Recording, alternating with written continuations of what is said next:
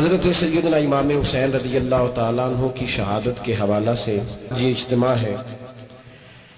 امت مسلمہ کچھ آزمائشوں کا شکار ہے، کچھ ہمارے ذہن اس طرح کے ہو گئے، عام آدمی سے لے کر بڑے آدمی تک کہ کوئی بات بڑی جلدی ہمارا ذہن قبول ہی نہیں کرتا۔ کسی دوسرے کی طرف جانا یا کوئی اور بات کرنا یہ تو بڑی لمبی بات ہے، عام جو سادی باتیں ہیں وہ بھی ہمارے ذہن مشکل سے قبول کرتے ہیں، چونکہ شکوک اتنے ڈال دیے گئے ہیں، شک اتنا پیدا کر دیا گیا ہے، تفریق اتنی ہے، بدگمانی اتنی ہے، بری سوچ اتنی زیادہ ہے، بڑی مشکل ہے لوگوں کا کچھ چیزوں کو قبول کرنا۔ ہم لوگ جو ڈیوٹی کرتے رہتے ہیں تھوڑی تھوڑی، تو ہم اصل میں اذان دیتے ہیں، صرف اذان دیتے ہیں کہ چلو بتا دے لوگوں کو کہ نماز کا وقت ہو گیا ہے، باقی اس سے زیادہ ہم اپنی حیثیت نہیں سمجھتے۔ اذان دینا ذمہ داری ہے، تو اللہ تعالیٰ جب تک موقع دے گا اذان ہوتی رہے گی۔ کچھ لوگ صحابہ کے بارے میں کمزور جملے بولتے ہیں، غلط باتیں کرتے ہیں، کچھ اہل بیت نبوت کے بارے میں غلط باتیں کرتے ہیں، یہ صرف سنی ہے جو حق چار یار کا نعرہ بھی کھل کے لگاتا ہے، اور یہ نعرہ حیدری یا علی بھی کھل کے لگاتا ہے۔ یہ اللہ نے صرف ہمیں مقام، وہ الگ بات ہے کہ ہم لوگ سننے کو تیار نہیں، سمجھنے کو تیار نہیں کہ اللہ نے ہمیں مرتبہ کتنا عطا فرمایا ہے۔ یہ صرف ہماری امام حسین کی شہادت کا کچھ تھوڑا سا پس منظر۔ شہادت ہمارے ہاں بیان ہوتی ہے اس انداز میں کہ لگتا ہے کہ کسی مظلوم بندے کو کسی نے پکڑا ہوا تھا تو وہ سارے اسے مار رہے تھے اور وہ منتیں کر رہا تھا کہ مجھے نہ مارو، اتنی ہائے ہائے کی جاتی ہے کہ محسوس ہوتا ہے کہ امام علی مقام بڑے پریشان تھے کہ کسی طریقے سے، اور ان کا خاندان بڑا تکلیف میں تھا کہ جلدی کہیں کربلا سے نکل جائیں۔ حالانکہ اس دھرتی پہ، اس کائنات پہ صبر، شجاعت، استقامت اور حوصلہ جس سے کائنات سیکھے گی وہ صرف امام حسین ہی ہے۔ اتنے بڑے صابر آدمی کے بارے میں اس طرح کا رویہ اختیار کرنا کہ وہ تو گویا اس طرح کر رہے تھے کہ بس کسی طریقے سے میری معذرت، تو یہ امام حسین کی مظلومیت سنا کے لوگوں کو اس طرح کا کر دیا جاتا ہے، یہ انداز بتایا جاتا ہے کہ شاید واقعہ کربلا رونے دھونے کا نام ہے، حالانکہ بات یہ نہیں ہے۔ یزید کی لشکر جو امام حسین کے مقابلے میں آیا، امام حسین کے لشکر کی تعداد 72 تھی، تو یزید نے 22,000 آدمی، مجھے بتائیے 72 کا 22,000 سے کوئی مقابلہ ہوتا ہے؟ بولیے۔ عمر بن سعد نے پھر عبید اللہ ابن زیاد کو لکھا کہ مزاج تھا، یہ چلاک لوگ زندگی میں ہمیشہ دھوکہ کھاتے ہیں، چلاکیاں انسان کو گراتی ہیں اور اتنا منہ چھیل جاتا ہے کہ منہ پہچانا ہی نہیں جاتا۔ بندہ اپنے آپ کو رب رسول کے حوالے کر دے تو اللہ بڑی بہترین جزائیں عطا کرتا ہے۔ یہ لوگ تیزی دکھاتے ہیں بعض، تو یزید بھی تیزی دکھانے والا تھا، اس نے واللہ خیر کرے جڑا نماز پڑھائے ہو مولوی، جڑا ٹل پائے ہو پیر، جڑا مہینہ نہ نائے چھوٹا پیر، تو جڑا 6 مہینے نہ نائے ہو بڑا پیر، کہتے بابا پہنچے ہیں، کڑے چھڑے جو پہن لیے۔ بھئی امام حسین تو نمازیں پڑھاتے تھے، مولا علی تو نمازیں پڑھاتے تھے، مسجد کے خطیب تھے، اب اس کو تو مولوی کہہ دیا جاتا ہے بیچارے کو، تو ملنگ کون ہوتا ہے جی؟ کہتے جڑا کپڑے کٹ پائے۔ کیا تماشا ہے، قوم جدھر دل کرتا ہے نکل جاتی ہے۔ یاد رکھیں ووٹ برادری کا نہیں ہوتا، ووٹ برادری کا نہیں، ووٹ دین کا ہوتا ہے۔ جو بندہ دین کے، ملت کے، مذہب کے معیار پہ پورا نہ ہوتے اسے حکمت کے تحت بھی ووٹ دینا جائز۔ ہاں یہ بات سچی ہے تو بہرحال سچی ہے، یہ یاد رکھ لے۔ ہمارے ووٹ سے کوئی ایم این اے، ایم پی اے جتنے ظلم کرے گا، ووٹ دینے والا اس کے ظلم میں شریک ہوگا، بالکل 100%، یہ لکھ لیں بات۔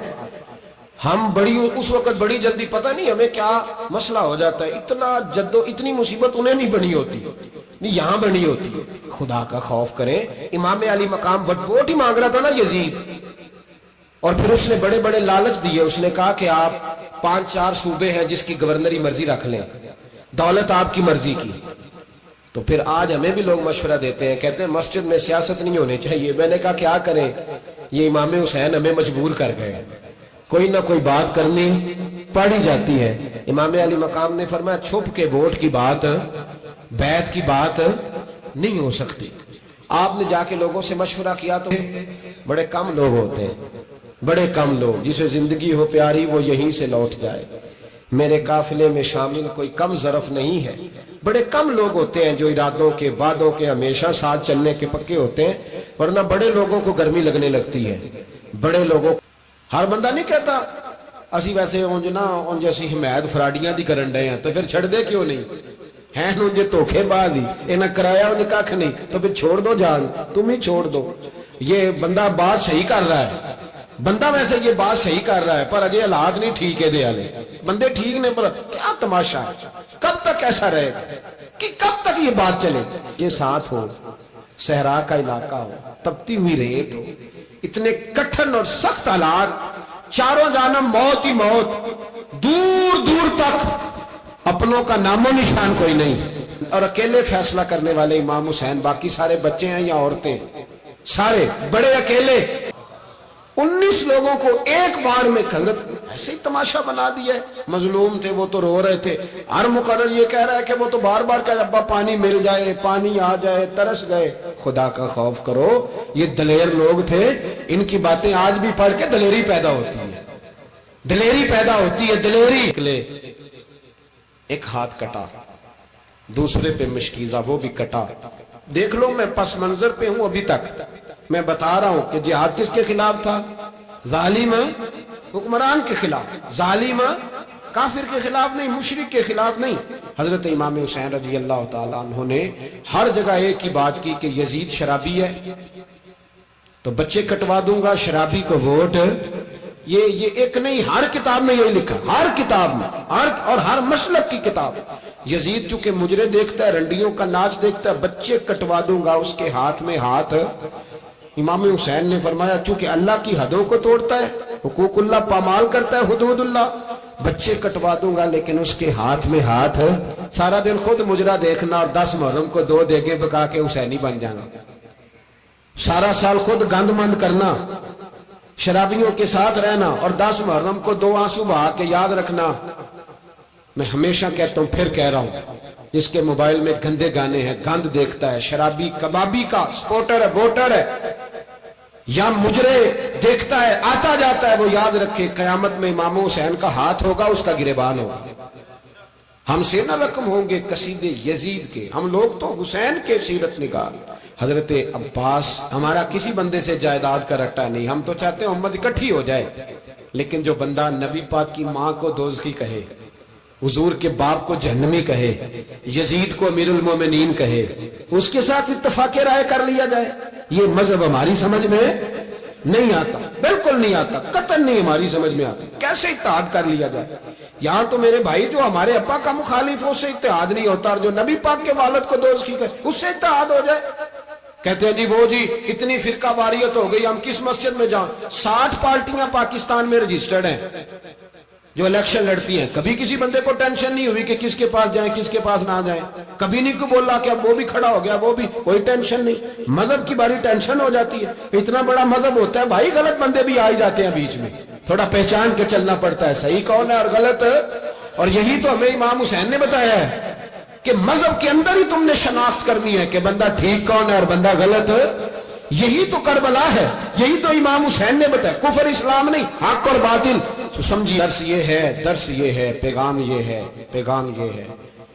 याद रखो, मौत तेजी से आ रही है, हमारे साथ वाले, दाएं बाएं वाले सब चले गए, इसी तरह नंबर लगेगा, एक दिन ऐलान होगा। ज़मीर के कैदी बन के जिंदगी ना गुजारो, बिल्कुल ना गुजारो। ये थोड़ी सी जिंदगी है दुनिया, सिजनुल मोमिन। हक बात करो, हक पे डटना सीखो, दीन समझो, खबरदार रसूल पाक सल्लल्लाहु अलैहि वसल्लम के दीन में जालिम, जाबिर, फासिक, फाजिर की कोई गुंजाइश कतई नहीं है। अपने आप को समेटो, अपने आप को संभालो, दीन में अपना किरदार अदा करने की कोशिश करो। दीन तलब करता है हमसे कि हमने दीन को क्या दिया है। इमाम हुसैन ने सारा घराना दीन के लिए दे दिया। हमारा जो बच्चा किसी काम का नहीं रहता उसे मदरसे दाखिल कराते हैं।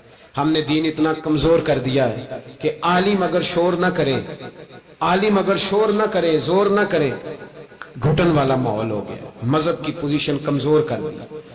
अब जहां तक इस बात का ताल्लुक है जी फिरके हो गए, तो मेरे भाई ये कोई इतनी खतरनाक बात, ये कोई इतना मुश्किल मामला नहीं है। ये तो इमाम हुसैन ने बता दिया था कि यजीद के तौर पर एक गलत फिरका खड़ा हो गया, लिहाजा उसका मुकाबला करना है। اس میں کوئی بری بات ہے، لیکن ایک سبق ہے بزرگوں کا کہ اگر سچی بات بھی نہیں کرنی تو پھر اس منبر کا حق ادا نہیں ہوتا۔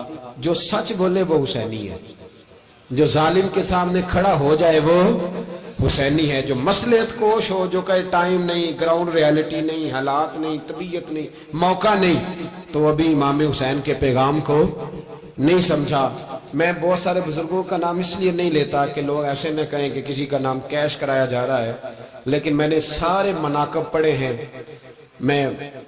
میری لائبریری میں کتابیں ہیں، میں پڑھتا رہتا ہوں، میں سفر میں بھی ساتھ رکھتا ہوں، لیکن حضرت شیخ عبدالصبور بیگ منشور ہزاروی کا شعر امام علی مقام کے مقابلے میں اس طرح کا ہے کہ مجھے سارے شاعروں سے زیادہ وزنی محسوس ہوتا ہے۔ انہوں نے کہا تھا اس شاہ مشرقین کی، اس نور عین کی مطلوب ہے جہاں کو قیادت حسین کی۔